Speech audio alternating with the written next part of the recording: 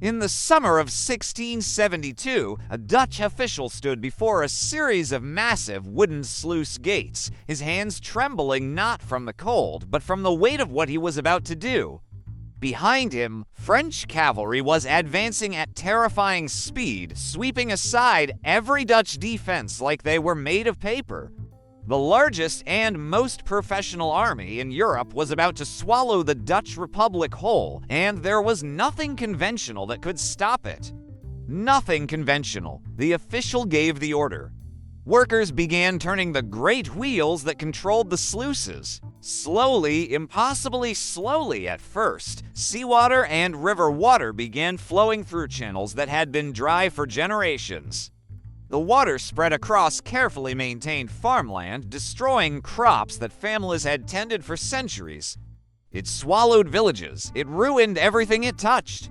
And it was exactly what needed to happen, because the Dutch had made a calculation that seems almost unthinkable to modern minds. They looked at their country, their homes, their livelihoods, everything they had built over generations of backbreaking labor, and they decided to destroy it themselves. They chose controlled devastation over foreign occupation. They weaponized their own geography against the most powerful monarch in Europe. This is the story of how a tiny nation of merchants and fishermen brought the Sun King to his knees by drowning their own homeland. It's a story of desperation, ingenuity, and a sacrifice so profound that it still shapes Dutch identity today. It's the story of the Dutch waterline and the year the Netherlands almost ceased to exist. But to understand why Dutch leaders made such an extraordinary decision, we need to understand what made the Netherlands worth saving in the first place, and what made Louis XIV so determined to destroy it. The Dutch Republic in the 17th century was unlike anything else in Europe. While the rest of the continent was ruled by absolute monarchs who claimed divine right to control their subjects, the Netherlands had stumbled into something remarkably different. It was a republic, governed not by a king, but by wealthy merchants, powerful cities, and a complicated system of councils and committees that somehow managed to function despite its apparent chaos. This strange political arrangement had emerged from decades of brutal warfare against Spain. The Dutch Revolt, which began in 1568, had been a desperate struggle for survival against the most powerful empire on earth. The Spanish Habsburgs had ruled the Low Countries as part of their vast European holdings, and when Protestant Dutch citizens began demanding religious freedom and political autonomy, Spain responded with the full weight of its military might. What followed was 80 years of intermittent warfare that shaped the Dutch national character in ways that persist to this day. The Dutch learned to be resourceful, to make the most of limited resources, to punch far above their weight through cunning and determination rather than raw strength. They learned that survival sometimes required sacrifice, that protecting what mattered most meant being willing to lose everything else. They also developed an intimate relationship with water that no other nation on Earth could match. You see, the Netherlands shouldn't really exist. Much of the country lies below sea level, land that would be underwater if not for an intricate system of dikes, pumps, and drainage channels that the Dutch had been building and maintaining for centuries. Every field, every town, every inch of cultivated ground represented a victory over nature itself, land reclaimed from the sea through engineering and sheer stubborn determination. This struggle against water had given the Dutch unique capabilities and unique vulnerabilities. They understood hydraulic engineering at a level that other nations couldn't comprehend. They knew how water moved, how to control it, how to direct it where they wanted it to go. But they also knew, better than anyone, how quickly the sea could reclaim what they had taken from it. During the Spanish Wars, Dutch commanders had occasionally used this knowledge defensively, flooding strategic areas to slow Spanish advances. But these had been limited, tactical measures. But we're getting ahead of ourselves. Before we can understand the flooding, we need to understand the threat that made it necessary. We need to understand Louis XIV. Louis XIV of France was, without exaggeration, the most powerful man in Europe. He had inherited the French throne as a child in 1643, and after assuming personal control of the government in 1661, he had set about transforming France into the dominant power on the continent. His ambitions were limitless. His resources were vast. His ego was legendary. The Sun King, as he styled himself, believed that France's natural borders extended to the Rhine River, which meant that the Spanish Netherlands, various German territories, and the Dutch Republic all stood in the way of his vision. He wanted glory. He wanted conquest. He wanted to be remembered as the greatest king in European history. And he absolutely despised the Dutch. This hatred was personal as much as political. The Dutch Republic represented everything that Louis XIV found offensive. It was a republic in an age of monarchy. It was Protestant in a continent that Louis believed should be Catholic. It was commercial rather than aristocratic, valuing trade over titles, merchants over nobles. Worst of all, it was successful. The Dutch had built a trading empire that spanned the globe. Dutch ships carried goods from Asia, Africa, and the Americas. Dutch banks financed ventures across Europe. Dutch cities like Amsterdam had become centers of wealth and culture that rivaled anything in France. This small, swampy nation of perhaps a million people had somehow become a great power, and Louis found this intolerable. There were also specific grievances. Dutch newspapers had published satirical attacks on Louis that wounded his considerable pride. Dutch merchants had interfered with French trading ambitions. Dutch diplomats had blocked French expansion in previous conflicts. Every time Louis turned around, it seemed the Dutch were there, frustrating his plans through some combination of money, diplomacy, and sheer obstinance. By the late 1660s, Louis had decided that the Dutch Republic needed to be destroyed, or at the very least, humbled so thoroughly that it would never challenge French supremacy again.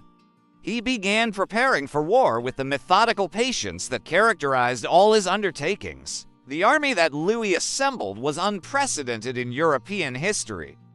France had always been the most populous nation in Western Europe, but previous French kings had never fully mobilized this demographic advantage. Louis changed that. His war minister, the Marquis de Louvain, reformed the French military from top to bottom, creating a professional standing army that dwarfed anything his enemies could field. By 1672, Louis commanded approximately 120,000 soldiers, a number that seems almost modest by modern standards, but was absolutely staggering for the 17th century. These weren't medieval levies or undisciplined mercenaries. They were trained, equipped, and organized according to the most advanced military principles of the age. They had artillery that could reduce fortresses to rubble. They had cavalry that could sweep infantry from the field. They had officers who had studied warfare as a science. Against this juggernaut, the Dutch Republic could field perhaps 25,000 soldiers, and many of these were garrison troops rather than field forces.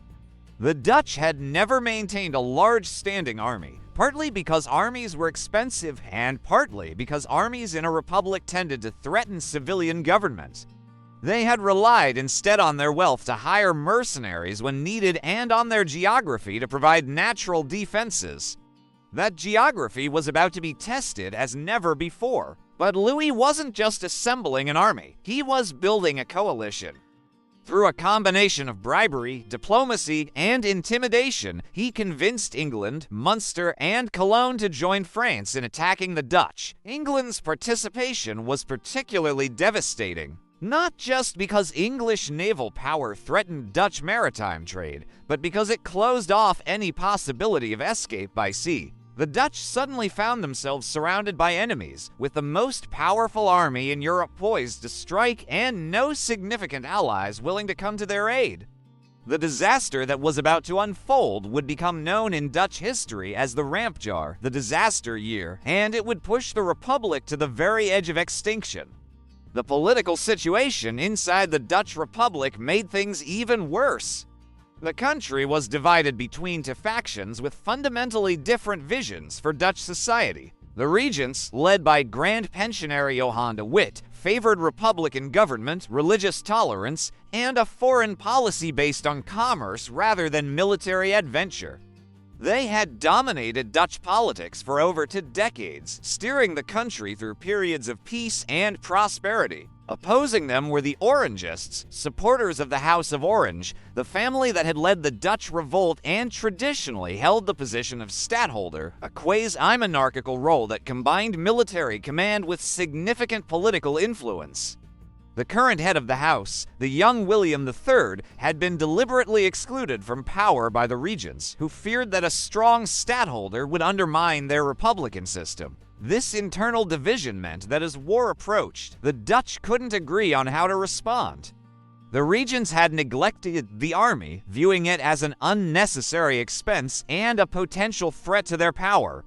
The Orangists demanded that William be given command, but the regents resisted, fearing what he might do with such authority. While the two factions squabbled, Louis XIV completed his preparations. Johan de Witt, whatever his faults, was not blind to the danger. He frantically tried to build alliances, to strengthen defenses, to find some diplomatic solution that would avert the coming catastrophe. But he had waited too long, and Louis had planned too well. The coalition was already assembled. The army was already marching. In early May 1672, French forces crossed into Dutch territory. The speed of the French advance shocked everyone, including the French themselves. Fortress after fortress fell with minimal resistance. Dutch garrison commanders, their walls undermined by French artillery and their defenders outnumbered 10-1, chose surrender over annihilation. The French captured more fortresses in 2 weeks than armies typically took in 2 years. By mid-June, French forces had crossed the Rhine River in a famous operation that propaganda would transform into a legendary feat of arms. Louis himself was present, directing operations and basking in the glory of conquest. His soldiers swept into the Dutch heartland, capturing Utrecht, one of the 7 provinces that made up the Republic, and threatening Amsterdam itself. The Dutch army, such as it was, could do nothing to stop them. Every attempt to form a defensive line was outflanked. Every fortress that tried to hold was reduced to rubble. The military situation was hopeless by any conventional analysis. And that's when the Dutch started thinking unconventionally. The idea of using water as a defensive weapon wasn't new. The Dutch had done it before, on smaller scales, during the Spanish Wars. But what was now being proposed was something far more radical. Military commanders and civilian officials began discussing the possibility of flooding not just a few fields or a single approach route, but the entire corridor between the advancing French and the major cities of Holland.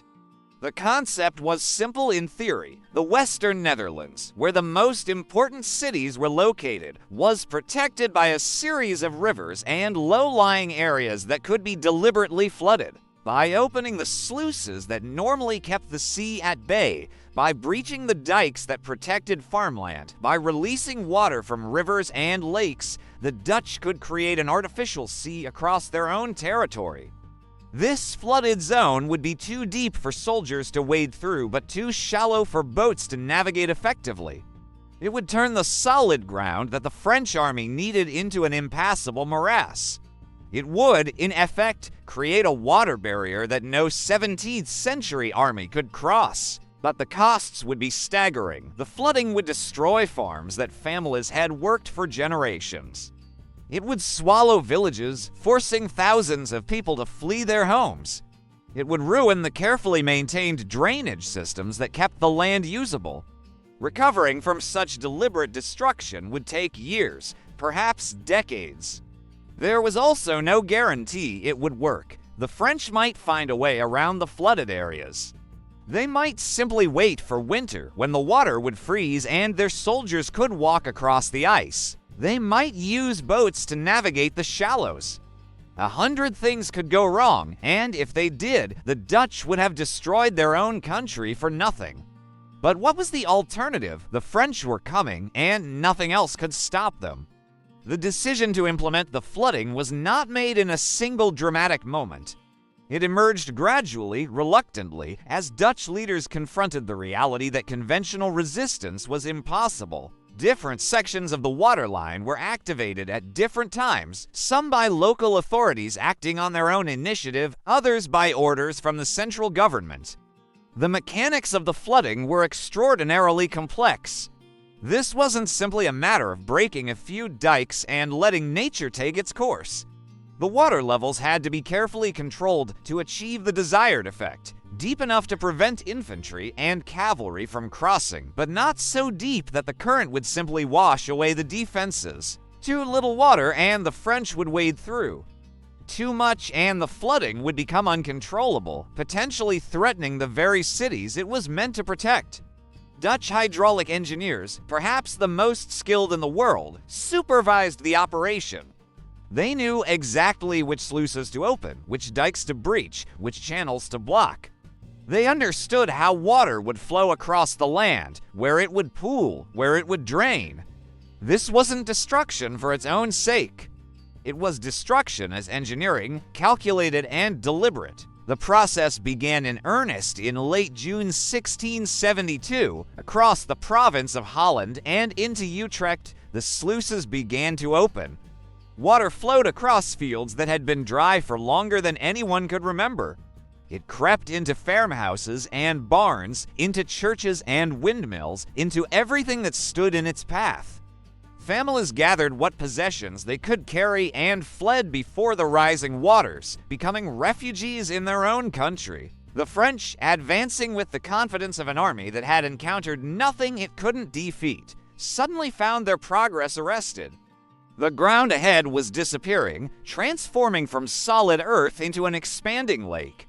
Their cavalry, which had been the spearhead of the invasion, became useless. Their artillery, which had reduced fortresses to rubble, had nothing to shoot at. Their infantry, which had marched triumphantly across the Dutch Republic, could only stand at the water's edge and watch. Louis XIV had conquered most of the Netherlands in a matter of weeks. Now he found himself staring at a barrier he couldn't cross. The Sun King was furious. This wasn't supposed to happen. Enemies were supposed to fight, to lose, to surrender. They weren't supposed to drown their own country rather than let him have it. The Dutch had cheated, somehow robbing him of the complete victory that should have been his. But fury couldn't drain the water. French commanders explored options, looking for ways around or through the flooding. They probed for weak points, for areas where the water was shallow enough to cross. They found nothing. The Dutch had done their work too well. As summer turned to autumn, the strategic situation had stabilized. The French controlled most of the Dutch Republic's territory, but they couldn't reach the parts that mattered most. Amsterdam, the heart of Dutch commerce and culture, remained beyond their grasp. Rotterdam, The Hague, Leiden, all the major cities of Holland were protected by the artificial sea that Dutch desperation had created.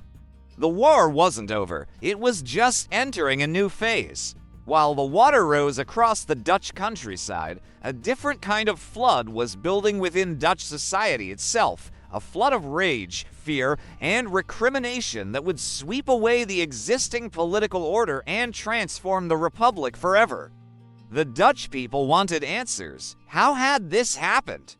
How had the most prosperous nation in Europe, the country that had defeated the Spanish Empire, found itself on the verge of annihilation? Someone had to be responsible. Someone had to pay. The anger focused on Johan de Witt and the regent class he represented. They had neglected the army. They had failed to anticipate the threat. They had kept William of Orange from the military command that might have organized an effective defense. Whether these accusations were entirely fair was beside the point.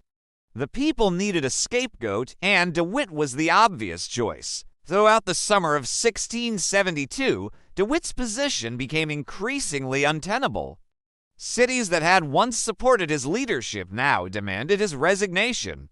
Mobs gathered outside government buildings, calling for Orange and cursing the regents who had brought disaster upon the nation.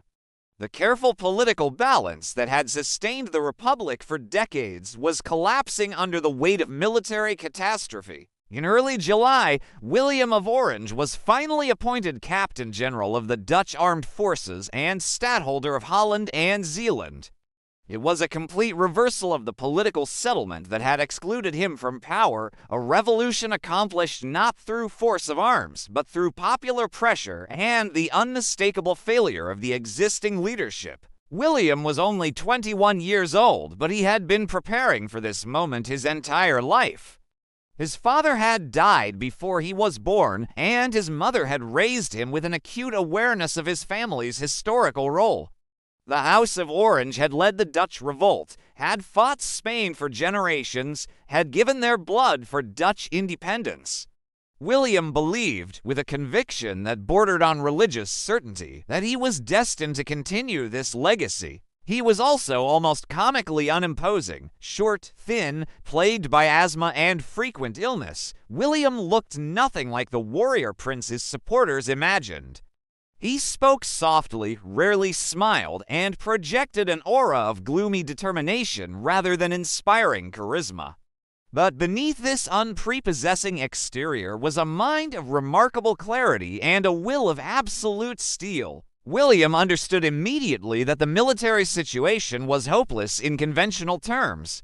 The French army was too large, too well equipped, too professionally led to be defeated in open battle.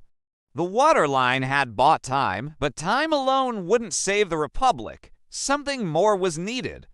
That something would come from diplomacy, but first, the political transition had to be completed, and that completion would come in blood. On August 20th, 1672, Johann de Witt went to visit his brother Cornelis, who had been arrested on almost certainly fabricated charges of plotting to assassinate William of Orange.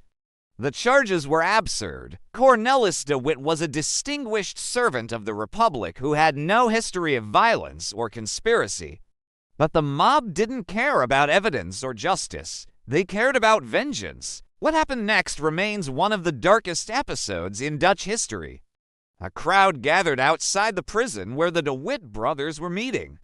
The militia that should have protected them either stood aside or actively participated in what followed.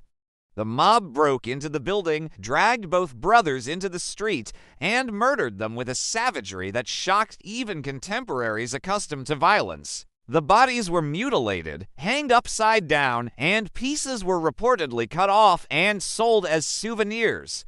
The official story was that the militia had lost control of an angry crowd, but everyone knew that the killing had been at least tolerated, if not organized, by Orangist elements who wanted to ensure that De Witt could never return to power. William of Orange's direct involvement in the murders has never been proven, but his response was telling.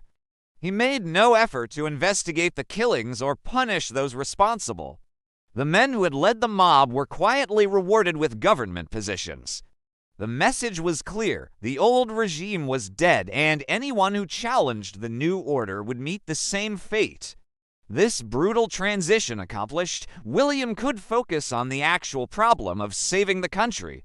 And despite his youth and inexperience, he proved to be exactly the leader the desperate situation required. William's strategy was built on 3 pillars. First, maintain the waterline at all costs. The flooding had stopped the French advance, and as long as the water remained, the core of the Dutch Republic was safe.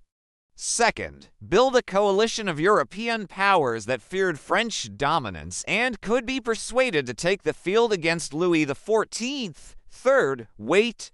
Time was on the Dutch side, if only they could survive long enough to use it. The coalition building was William's masterstroke. He understood that the Dutch Republic alone could never defeat France, but France's very success had alarmed the rest of Europe. Spain, still smarting from its defeats in previous wars with Louis, was willing to ally with its former rebellious subjects against the common French threat. The Holy Roman Emperor, Leopold I, feared French expansion toward German territories. Even some of Louis's supposed allies were having second thoughts as French ambitions became clearer. Throughout the autumn of 1672, Dutch diplomats worked frantically to construct the grand alliance that would eventually turn the tide of the war. It was slow, frustrating work. European diplomacy moved at the speed of horses and ships, and potential allies had their own concerns and hesitations. But gradually, the pieces began falling into place. Meanwhile, life inside the flooded zone had become a nightmare. The people who lived in the areas that had been deliberately inundated faced impossible choices. Some had fled before the waters rose, escaping with whatever they could carry to the relative safety of Amsterdam or other major cities. Others had refused to leave, unable to believe that their own government would actually destroy their homes. They learned too late that desperation makes governments capable of anything. The refugees crowded into cities that were already straining to feed their existing populations. The war had disrupted trade, the traditional source of Dutch prosperity, and food prices had skyrocketed. Malnutrition became common. Disease spread through the overcrowded neighborhoods where refugees huddled together for shelter. Those who remained in the flooded areas faced a different kind of suffering. Some villages sat on slightly elevated ground that remained above the waterline, becoming islands in a sea of mud and shallow water. The inhabitants could neither farm their drowned fields nor easily reach the outside world. They survived on whatever supplies could be brought in by boat, watching helplessly as the landscape they had known for generations disappeared beneath the gray water. Winter brought a new terror. As temperatures dropped, the flooded waters began to freeze. At first, this seemed like it might be a blessing, restoring mobility and perhaps allowing life to return to some semblance of normal. But Dutch military commanders watched the thermometer with growing alarm because they knew what frozen water meant. If the ice became thick enough, the French army could simply walk across. This was the great weakness of the waterline as a defensive strategy. It worked brilliantly against armies that needed solid ground, but ice could transform the impassable barrier into a highway. A hard winter could undo everything the flooding had achieved, delivering the Dutch heartland to French occupation just when it seemed safe. The winter of 1672 to 1673 was cold, but not cold enough. The ice formed, but it remained thin and treacherous, unable to bear the weight of marching soldiers and artillery. French commanders tested it repeatedly, looking for crossing points, but each attempt ended in failure. Men fell through into the freezing water below. Horses and cannon proved impossible to move across the unstable surface. Dutch defenders reinforced the ice's natural weakness by cutting channels through it, keeping the water moving and preventing the thick ice formation that would have spelled disaster. They maintained patrols along the water's edge, ready to contest any crossing attempt. They turned the frozen landscape into a defensive position as effective as any fortress. Louis XIV, wintering in comfort far from the front lines, grew increasingly frustrated. His great campaign of conquest had stalled. His magnificent army, the largest in Europe, sat uselessly in occupied territory while the Dutch core remained untouchable. The war that was supposed to demonstrate French supremacy was instead demonstrating its limits, and the diplomatic situation was shifting against him. The Grand Alliance that William had been constructing was taking shape. Spain formally entered the war against France. The Emperor committed troops. Even Brandenburg, which had initially supported Louis, switched sides. The quick, decisive victory that Louis had envisioned was transforming into a long, grinding conflict against a growing coalition of enemies. Spring 1673 brought no relief for the French position. The ice melted, but the flooding remained. Dutch engineers had become expert at maintaining the water levels that protected their homeland, adjusting flows to account for seasonal variations and weather patterns. The waterline had become a permanent feature of the strategic landscape, a barrier that the French could neither cross nor circumvent. Louis XIV began to realize that he had made a serious miscalculation. He had expected the Dutch to surrender once their military position became hopeless, to accept whatever terms he chose to impose rather than face complete destruction. He had not anticipated that they would choose destruction on their own terms, that they would drown their own country rather than let him have it. This was something new in European warfare, a level of national commitment that challenged the assumptions of cabinet diplomacy. Wars were supposed to be fought by professionals while civilians went about their business. Rulers were supposed to make rational calculations about costs and benefits. Surrendering when continued resistance was clearly futile. The Dutch refusal to behave according to these rules was, in Louis's view, almost unsporting. But frustration didn't change the military reality. The French army remained stuck, winning battles that led nowhere while the strategic situation steadily deteriorated. Every month that passed saw the coalition against France grow stronger. Every month brought new commitments of troops and treasure from powers that feared French domination more than they feared French anger. The war expanded beyond the Netherlands. French forces found themselves fighting in multiple theaters, along the Rhine against imperial troops, in the Spanish Netherlands against a combined Spanish and Dutch force, even at sea against a Dutch navy that refused to accept defeat. The resources that should have conquered one small republic were being stretched across a continent. William of Orange proved to be a capable, if not brilliant, military commander. He lost more battles than he won, but he understood that winning battles wasn't the point. The point was to stay in the field, to keep fighting, to demonstrate that the Dutch Republic would never accept French domination regardless of how many defeats it suffered. Time was on his side, and every day the war continued was a day the French couldn't win. The human cost of this strategy was enormous. Dutch soldiers died in battle after battle, ground down by the superior French military machine. Dutch civilians continued to suffer behind the waterline, their livelihoods destroyed, their futures uncertain. The flooded lands remained underwater, the fields that should have been producing food instead producing only mud and disease. But the Dutch endured. That was what they had always done, what their history of struggle against Spain had taught them.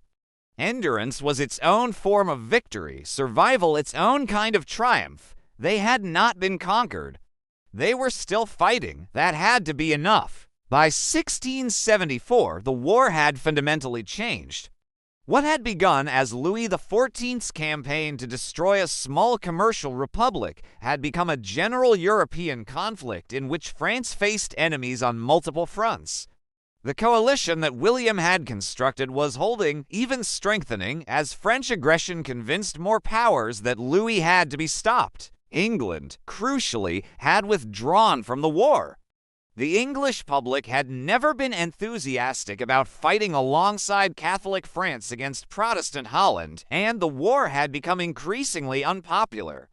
Charles II, England's king, had entered the war partly for personal reasons, having been bribed by Louis, and partly out of commercial rivalry with the Dutch, but domestic opposition made continued participation impossible.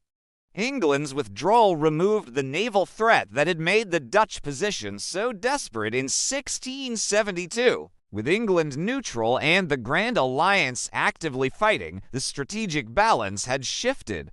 France was still powerful, still dangerous, but it was no longer the overwhelming threat it had been. The Dutch could hope not just for survival, but for something approaching victory. The flooding that had seemed like an act of desperation now looked like the masterstroke that had saved the nation. By sacrificing part of the country, the Dutch had preserved the whole. By accepting one kind of destruction, they had prevented another, worse destruction. The waterline had bought the time needed to transform the war from a one-sided conquest into a competitive struggle, but the land beneath the water was still suffering. Every month the flooding continued meant more damage to the soil, more destruction of the drainage systems, more work that would be needed to restore the land to productivity. The refugees were still displaced, still waiting to return to homes that might no longer exist. The sacrifice was ongoing, not a single dramatic moment, but a continuous drain on Dutch resources and morale. And the war was far from over. Louis XIV, despite his frustrations, was not ready to accept defeat. His army remained formidable, his resources deep, his determination unshaken. If the quick victory he had anticipated was no longer possible, he would pursue a slow one, grinding down the coalition through attrition and diplomacy until his enemies were willing to accept his terms. The conflict would continue for another 4 years, with campaigns and sieges and naval battles that further exhausted all participants. The Peace of Nijmegen, which finally ended the war in 1678, would leave the Dutch Republic intact and independent, its core territory never having been occupied by French forces. The waterline had held. But the peace treaty also confirmed French gains elsewhere. Louis kept much of what he had conquered along France's borders, strengthening his position for future conflicts. The war had not been a complete victory for either side, but rather a mutual exhaustion that left the fundamental issues unresolved. For the Dutch Republic, the Rampjar had been a transformative experience. The crisis had revealed both the strengths and weaknesses of Dutch society, the ingenuity and determination that could respond to existential threat, but also the political divisions and military neglect that had allowed the threat to develop in the first place. William of Orange emerged from the war as the dominant figure in Dutch politics, a position he would hold until his death 30 years later. His success in preserving the Republic had validated the Orangist vision of strong central leadership and active military capability. The regent class that had opposed him never fully recovered its former influence, but William's ambitions extended far beyond the Netherlands. He saw Louis XIV as an existential threat to Protestant Europe, to the balance of power, to everything he valued. The War of 1672 to 1678 was, in his view, only the first round of a longer struggle. He would spend the rest of his life building coalitions against France, eventually achieving his greatest triumph when he became King of England in 1688 and brought English resources into the anti-French camp. The land that had been flooded began its slow recovery. As the military situation stabilized and the immediate threat receded, the waterline was gradually drained. Engineers reversed the process they had begun in 1672, closing sluices and pumping out water, beginning the long work of restoring the damaged soil and infrastructure. It took years. The salt water that had flowed in from the sea had poisoned farmland that had been carefully maintained for generations. Drainage channels had silted up or been destroyed. Buildings had collapsed, roads had disappeared, the entire landscape had been transformed by years of inundation. The farmers who returned to their land found it almost unrecognizable, but they rebuilt because that was what the Dutch did. They had been fighting the sea for centuries, reclaiming land that nature had tried to claim. The memory of the flooding became part of Dutch national identity, a story told and retold about sacrifice, determination, and the willingness to destroy everything in order to save what mattered most. It was a terrible story, but also a proud one, evidence that the Dutch could not be conquered because they would rather drown their own country than submit to foreign rule. The waterline of 1672 was not a one-time expedient. It became a permanent fixture of Dutch defensive planning, refined and improved over generations until it represented one of the most sophisticated military engineering projects in European history. In the decades following the Rampjar, Dutch military planners systematically studied what had worked and what hadn't during the emergency flooding. They identified weaknesses in the original improvised system and set about correcting them. New fortifications were constructed at key points where the flooding might be contested. Sluice gates were rebuilt to allow more precise control of water levels. The entire system was mapped and documented so that future generations would know exactly what to do if the threat returned. Because everyone knew the threat would return. Louis XIV had not abandoned his ambitions, merely postponed them. The Peace of 1678 was understood to be a truce rather than a settlement, and the Dutch prepared accordingly. The waterline became central to their defensive doctrine, the ultimate insurance policy against invasion. The system that emerged from this planning was a marvel of military engineering. It stretched in an arc from the Zuiderzee in the north to the major rivers in the south, protecting the wealthy provinces of Holland and Utrecht from any eastern approach. At strategic intervals, fortresses anchored the line, providing strong points that could defend even if the flooding was somehow breached. Between the fortresses, carefully calculated inundation zones could transform solid ground into impassable marsh within days of an order being given. The Dutch called it the Hollands Waterlinie, the Dutch waterline, and they continued improving it for centuries. Each generation added refinements based on new military technologies and new understandings of hydraulic engineering. The line evolved from an emergency measure into a permanent infrastructure, maintained with the same care that the Dutch devoted to all their water management projects. This maintenance was expensive, but the Dutch considered it essential. The experience of 1672 had demonstrated that conventional fortifications alone could not protect the Republic against a determined attacker with superior resources. Only the water could do that. Only the willingness to sacrifice the land could guarantee the survival of the nation. William of Orange understood this perhaps better than anyone. Even as he pursued his broader European strategy, even as he built coalitions and fought wars across the continent, he never forgot the lesson of the ramp jar. The Dutch Republic could not match France in population or resources. It could not build an army capable of defeating the French in open battle. It could only make itself indigestible, so costly to conquer that even the most powerful enemy would eventually give up. The waterline was the ultimate expression of this strategy. It transformed Dutch geography from a weakness into a strength, from a low-lying vulnerability into an impenetrable barrier. It made the conquest of Holland not just difficult, but effectively impossible, at least as long as the Dutch were willing to pay the price of using it. William's career after 1678 demonstrated both the possibilities and limitations of Dutch power. He became King of England in 1688, overthrowing his own father-in-law in the Glorious Revolution and bringing England into permanent alliance with the Netherlands against France. The War of the Grand Alliance and the War of the Spanish Succession saw massive coalitions, organized largely by William and his successors, fight France to a standstill. These wars accomplished much of what William had hoped.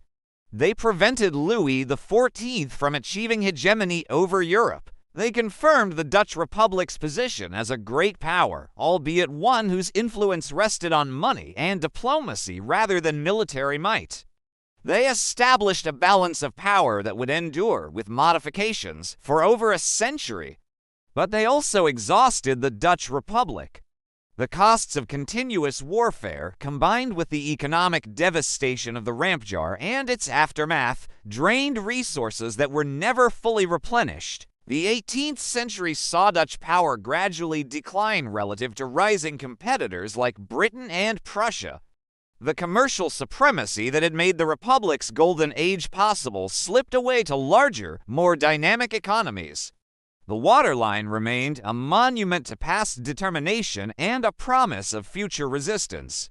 Throughout the 18th century, it was maintained and periodically upgraded, ready to be activated if the need arose. Dutch military planners continued to refine their understanding of how the system worked, how water levels could be controlled, how the inundation could be managed to maximum defensive effect. The need would arise again, though not in the way anyone had anticipated. In 1795, French revolutionary armies swept into the Netherlands, but they came in winter when the water was frozen solid. The waterline, the great defensive system that had stopped Louis XIV, proved useless against an enemy that could simply walk across the ice. The Dutch Republic fell, replaced by a French client state that would eventually be absorbed directly into Napoleon's empire. It was a bitter irony. The very weapon that had saved the nation in 1670 failed a century later because of factors beyond anyone's control. No amount of engineering or planning could change the weather. When the ice was thick enough to bear the weight of an army, the waterline was just a frozen plain as crossable as any other terrain.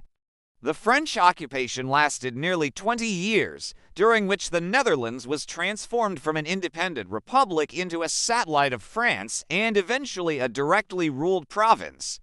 The old regent class that had governed for centuries was swept away. The political and social structures that had made the Golden Age possible were dismantled or subordinated to French interests. When Napoleon finally fell and the Netherlands regained its independence in 1813, the country that emerged was fundamentally different from the one that had been conquered.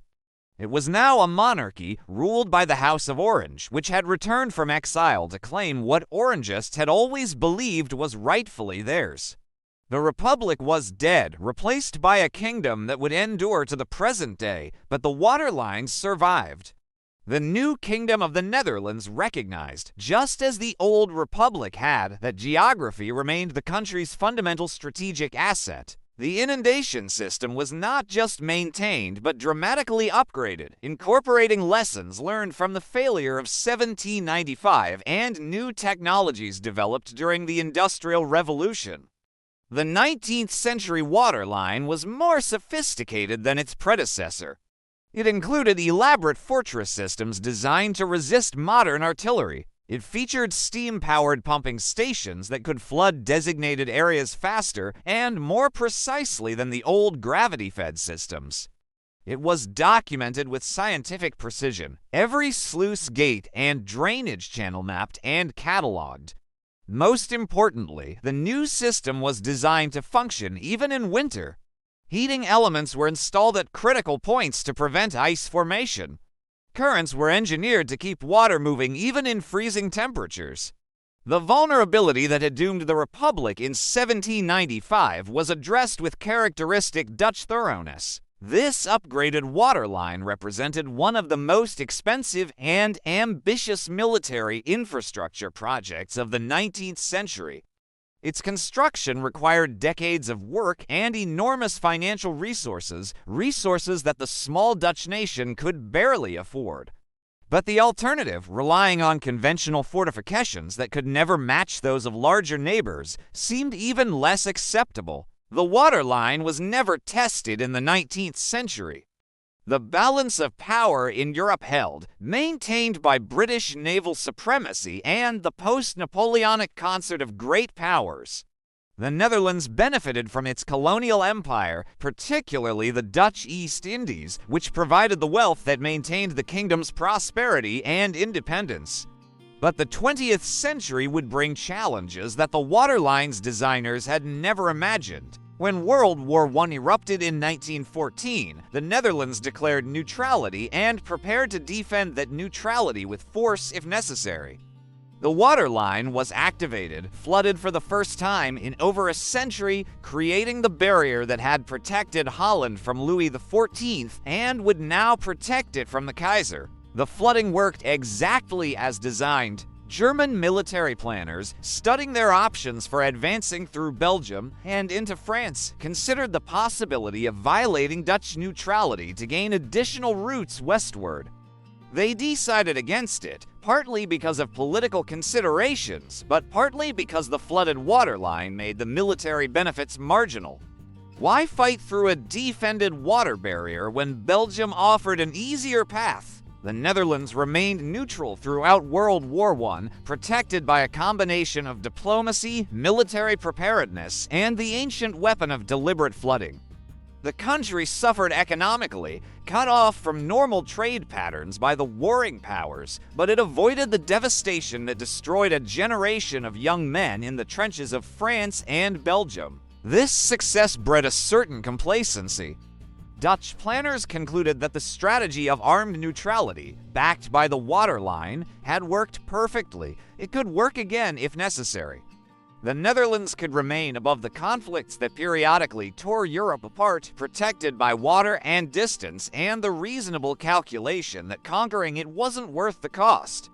This complacency would prove catastrophic. When World War II began in 1939, the Netherlands again declared neutrality and again activated the waterline. Dutch military planners confidently expected a repeat of the previous war. Germany would calculate that violating Dutch neutrality wasn't worth the military cost, and the Netherlands would again ride out the storm in relative peace. They were terribly, tragically wrong. On May 10, 1940, German forces attacked the Netherlands without warning. But this was not the infantry and artillery warfare that the waterline had been designed to resist. This was blitzkrieg, a new kind of war that combined armored columns, motorized infantry, and overwhelming air power into a devastating offensive combination. And it was the air power that made the difference. German paratroopers dropped behind the waterline, seizing key bridges and fortifications before the flooding could be completed. Luftwaffe bombers struck at pumping stations and command centers, disrupting the carefully planned inundation sequence. The waterline, which had been designed to delay an advancing army until the flooding was complete, was bypassed before it could function. The Dutch military fought bravely, inflicting significant casualties on the German airborne forces.